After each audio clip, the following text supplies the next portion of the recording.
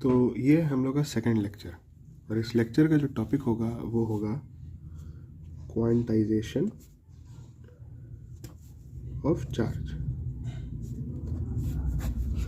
अब इस quantization of charge के बारे में बात करने से पहले हम लोग एक छोटा सा पॉइंट है वो डिस्कस करना चाहते हैं। फॉर एग्जांपल मान लो ये एक बॉडी है, ठीक है, ये एक बॉडी है और ये बॉडी जो है अभी इस फिलहाल के इस मोमेंट पे न्यूट्रल है, और इसके अंदर हम लोग ऐड करते हैं एक इलेक्ट्रॉन। जैसे हम लोग एक इलेक्ट्रॉन जो है ऐड कर दिए, तो अगर हम किसी से पूछेंगे कि भाई बताओ कि इस बॉडी पे अब क्या चार्ज है, तो वो बोलेगा इस बॉडी पे जो है वो एक इलेक्ट्रॉन के बराबर में चार्ज है। अगर मान लो हम लोग कोई दूसरा इलेक्ट्रॉन ऐड करते हैं, पूछेंगे अब क्या चार्ज है, अब बोलेगा कि भाई 2 इलेक्ट्रॉन के बराबर चार्ज है। एक और ऐड कर दिया तीसरा इलेक्ट्रॉन, अब जो है 3 इलेक्ट्रॉन के बराबर में चार्ज है। हम लोग इलेक्ट्रॉन का जो चार्ज है वो ई से डिनोट करते हैं, ई से रिप्रेजेंट करते हैं फॉर एग्जांपल के लिए। तो अब हम लोग से पूछा जाएगा कि भाई ये ठीक है अब 3 इलेक्ट्रॉन के बराबर में चार्ज है, तो पहले ये बताओ कि एक इलेक्ट्रॉन के पास कितना चार्ज होता है, तभी तो बता पाएंगे कि भाई 3 इलेक्ट्रॉन के पास क्या चार्ज होगा। तो एक इलेक्ट्रॉन के पास जो चार्ज होता है वो होता है -1.6 इंटू 10⁻⁻19 कूलम। कूलम जो है वो चार्ज का एसआई यूनिट होगा, और जो चार्ज का जो प्रॉपर्टीज़ होता है वो हम लोग नेक्स्ट लेक्चर में डिस्कस कर लेंगे। तो इसी तरीके से अगर हम लोग के पास 3 इलेक्ट्रॉन का चार्ज है तो हम लोग क्या करेंगे 3 इंटू 1.6 इंटू 10⁻⁻19 कूलम। वैसे ही अगर हम लोग के पास 50 इलेक्ट्रॉन का बात किया जाएगा, 50 इलेक्ट्रॉन के चार्ज के बारे में, तो हम लोग सिंपली 50 से मल्टीप्लाई कर देंगे इलेक्ट्रॉनिक चार्ज को, तो ये हो जाएगा -19 कूलम। तो मेरे से पूछोगे भाई कि यहाँ पर तो भैया आप माइनस लिखे, लेकिन यहाँ पर आप कुछ क्यों नहीं लिखे, प्लस माइनस कुछ भी क्यों नहीं लिखे। इसका रीज़न ये है कि हम लोग यहाँ जो बात कर रहे थे वो हम लोग बात कर रहे थे मैग्नीट्यूड के बारे में, मैग्नीट्यूड, और ये जो है ये चार्ज है। अब ये जो साइन है ये क्या दिखाता है, ये मैग्नीट्यूड पे कोई इफेक्ट नहीं डालता है, ये बस आपको ये बताता है कि जो चार्ज की बात कर रहे हैं वो या तो प्लस है या तो माइनस है, यानी या तो पॉजिटिव है या तो नेगेटिव है। अब इसमें पॉजिटिव नेगेटिव का मतलब क्या होता है, अगर हम लोग कोई बॉडी से इलेक्ट्रॉन निकाल लेते हैं तो जो बॉडी है वो हो जाता है पॉजिटिवली चार्ज, यानी कि अगर डेफिशिएंट है, अगर डेफिशिएंट ऑफ इलेक्ट्रॉन्स है अगर बॉडी, तो वो पॉजिटिवली चार्ज कहलाएगा। लेकिन अगर उसके पास एक्स्ट्रा इलेक्ट्रॉन्स है तो वो जो बॉडी है वो निगेटिवली चार्ज कहलाएगा। प्लस माइनस का बस इतना ही बात होता है, इतना ही डिफरेंस होता है। अब मेरे से यहाँ पर पूछा जाएगा कि एक छोटा सा और पॉइंट बता देते हैं कि अगर मेरे पास कोई पॉजिटिवली चार्ज बॉडी है और कोई एक निगेटिवली चार्ज बॉडी है, मान लो कि इसके ऊपर 50 कूलम का चार्ज है, सॉरी 5 कूलम का चार्ज है, और इसके ऊपर -5 कूलम का चार्ज है। अब इसमें से हम क्वेश्चन पूछते हैं कि विच बॉडी इज़ हैवी, कौन सा बॉडी जो है वो ज़्यादा भारी है। तो इसका आंसर बताओ, सोचो क्या होगा। तो इसका आंसर जो होगा वो एक्सप्लेनेशन हम कर देते हैं तब समझ आ जाएगा। कोई बॉडी है, ठीक है, अगर मान लेते हैं ये न्यूट्रल है अभी फ़िलहाल के तौर पे, और अगर हमको चार्ज करना है इसको पॉजिटिवली, तो हम लोग क्या करेंगे, हम लोग जो है इलेक्ट्रॉन निकाल देंगे। लेकिन अगर हम लोग को नेगेटिवली चार्ज करना है इसको, तो हम लोग क्या करेंगे, इस बॉडी पे इलेक्ट्रॉन जो है वो ऐड कर देंगे। तो इस केस में क्या हो रहा है, बॉडी से इलेक्ट्रॉन जो है वो निकल जा रहा है, और इस केस में हो रहा है बॉडी के ऊपर इलेक्ट्रॉन आ जा रहा है। तो अब इलेक्ट्रॉन आ रहा है, कोई बॉडी के ऊपर कोई चीज़ हम लोग ऐड करेंगे तो इसका जो वेट है वो इंक्रीज़ होगा। अब तुम बोलोगे इलेक्ट्रॉन तो बहुत छोटा होता है, उसका तो कोई वेट ही नहीं होता है, तो ऐसा बात नहीं है, इलेक्ट्रॉन का जो है वो वेट होता है। इलेक्ट्रॉन का जो वेट होगा वो होगा 9.1 इंटू 10⁻31 kg। तो इतना वेट होता है इसका, ज़्यादा वेट नहीं है, लेकिन अगर इसको बहुत ज़्यादा भारी क्वांटिटी में ऐड करोगे इसके ऊपर चार्ज, तो ये थोड़ा सा हैवी हो जाएगा। हम लोग को पता नहीं चला, लेकिन मेजरिंग करके हम लोग को रियलाइज़ हो जाएगा कि अच्छा ये बॉडी जो है निगेटिवली चार्ज ज़्यादा वेट हो गया। तो हम लोग यहाँ पर क्या आंसर देंगे, इसका आंसर हो जाएगा निगेटिवली चार्ज बॉडी। तो ये सब तो बेसिक बात हो गया, लेकिन अब हम लोग आते हैं वापस से अपना जो टॉपिक है उसके ऊपर, जो हम लोग का टॉपिक था क्वांटाइजेशन। क्वांटाइजेशन जो है वो एक वर्ड से बना हुआ है, क्वांटिटी, ठीक है। ये मतलब है कोई स्पेसिफिक क्वांटिटी के बारे में बात हो रहा है, जैसे कि 5, 10, 20, 50 जो भी, तो ये जो है स्पेसिफिक क्वांटिटी के बारे में बात हो रहा है। अब हम लोग एग्जांपल से लेते हैं, फॉर एग्जांपल कोई मेला है, ठीक है, और वहाँ पर बोला कि कोई आदमी बोला कि 10 आदमी तुम लोग आ जाना, कोई बोला कि 5 आदमी आ जाना। तो ये सब जो पॉइंट है कि 1 आदमी आना, 2 आदमी आना, तो ये एक स्पेसिफिक नंबर में हो रहा है, ये एक स्पेसिफिक इंटीजर में होता है। कभी भी कोई ऐसा नहीं बोलता है कि 1.5 आदमी आ जाना, 5.5 आदमी मेला में आ जाना, तो वैसा नहीं होता।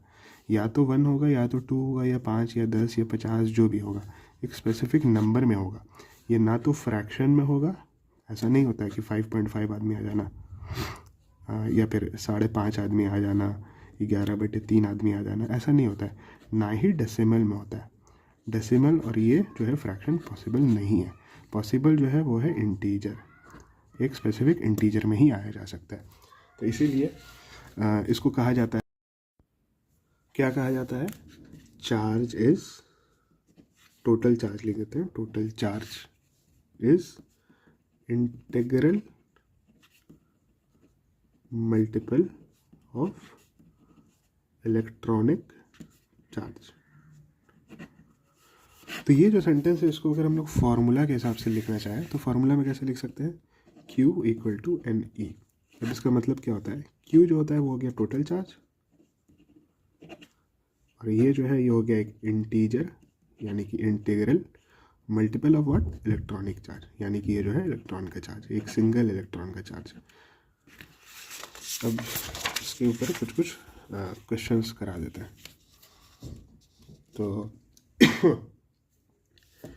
तो अगर फॉर एग्जांपल मेरे से पूछा जाए कि एक क्वेश्चन, ठीक है, दिख रहा है ना, कि भाई बताओ कि अगर कोई बॉडी के ऊपर 3.2 × 10⁻⁻19 कूलम का चार्ज है, तो क्या ये पॉसिबल है, मतलब इतना चार्ज होना पॉसिबल है कि नहीं है। तो ये कैसे निकालेंगे हम लोग। सबसे पहले तो ऐसे समझो कि फार्मूला लिख दो, Q = NE। टोटल चार्ज कितना बोल रहा है, 3.2 × 10⁻⁻19, n के जगह n, e के जगह चार्ज लिख देते हैं -19। अब क्या होगा, n का वैल्यू क्या आ जाएगा, 3.2 × 10⁻⁻19 / 1.6। ठीक है, अगर इसको हम लोग काटा कुटी करते हैं तो यहाँ पर 2 आ जाता है, जो कि एक इंटीजर है। यानी कि 2 इलेक्ट्रॉन अगर हम लोग इसको में डाल देते हैं, अगर हम लोग 2 इलेक्ट्रॉन डाल देते हैं तो माइनस, अगर 2 इलेक्ट्रॉन निकाल देते हैं तो प्लस।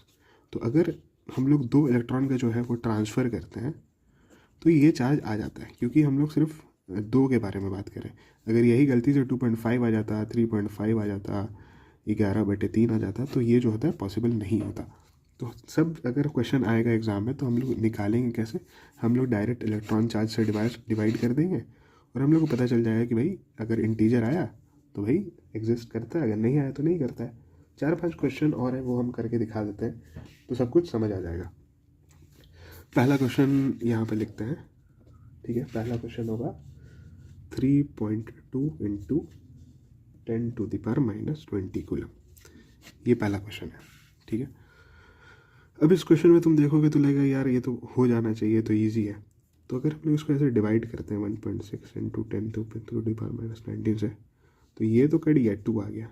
लेकिन अगर हम लोग ये -19 को ऊपर ले जाते हैं, ठीक है, क्योंकि माइनस है, और ये इसको नीचे ले आते हैं, तो काट के क्या आएगा, नीचे 10 बचेगा, यानी 2/10, यानी 1/5, जो कि फ्रैक्शन होता है, फ्रैक्शन है।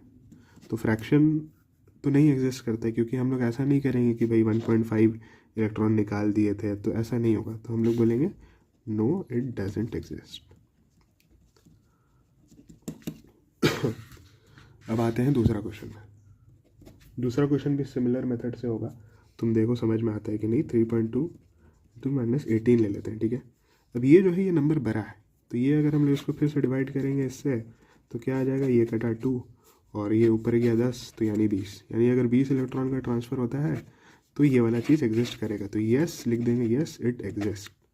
अब ऐसे ही अगर एक और क्वेश्चन लेते हैं, इसके अंदर ये थोड़ा सा अच्छा क्वेश्चन लेते हैं। अगर लिखते हैं 0.32 कूलम लिख देते हैं, ठीक है। तो अगर 0.32 कूलम की बात कर रहे हैं, ठीक है, तो क्या ये एग्जिस्ट करेगा।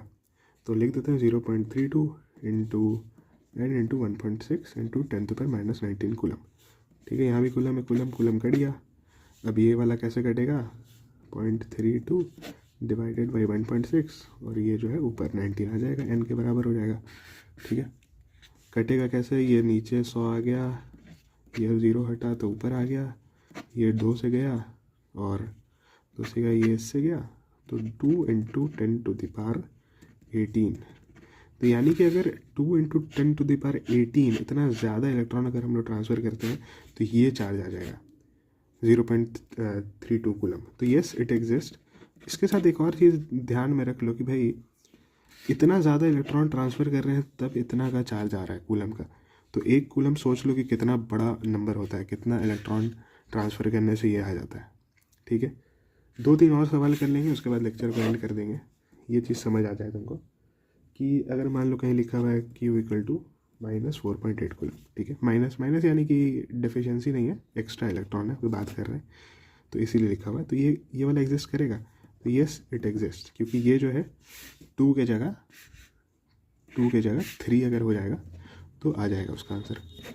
तो इसके अंदर बस एक चीज़ याद रखना कि 0.48 कूलम तो एग्जिस्ट करता है, 0.32 कूलम तो एग्जिस्ट करता है, लेकिन अगर 0.32 इलेक्ट्रॉन का बात करेंगे तो नहीं, ये एग्जिस्ट नहीं करेगा। एटलीस्ट 1 तो होना ही चाहिए, 1 का तिहाई भी कर देंगे तो नहीं एग्जिस्ट करेगा। तो ये चीज़ समझ आ गया।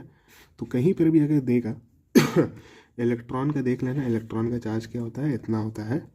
कहीं भी अगर ऐसा नंबर देगा इसके कंपैरिजन में तो डिवाइड करके चेक कर लेना। लेकिन अगर बहुत बड़ा नंबर दे दिया, 0.5 कूलम दे दिया, 0.1 कूलम दे दिया, 1 कूलम दे दिया, इतना बड़ा कूलम अगर दे दिया चार्ज, तो ज़्यादातर चांसेस होता है कि एग्जिस्ट कर जाएगा, क्योंकि इतना बड़ा नंबर है। तो और हम लोग उसको इतना छोटा से डिवाइड करेंगे तो चांसेस है कि एग्जिस्ट कर जाएगा। लेकिन अगर इसके कंपैरिजन में दे दे 1.6 इंटू 10⁻17 दे दे, तो ये सब जगह हम लोग चेक कर लेंगे डिवाइड करके कि हाँ 200 इलेक्ट्रॉन 300 इलेक्ट्रॉन जिसमें भी है एग्जिस्ट कर रहा है कि नहीं कर रहा है।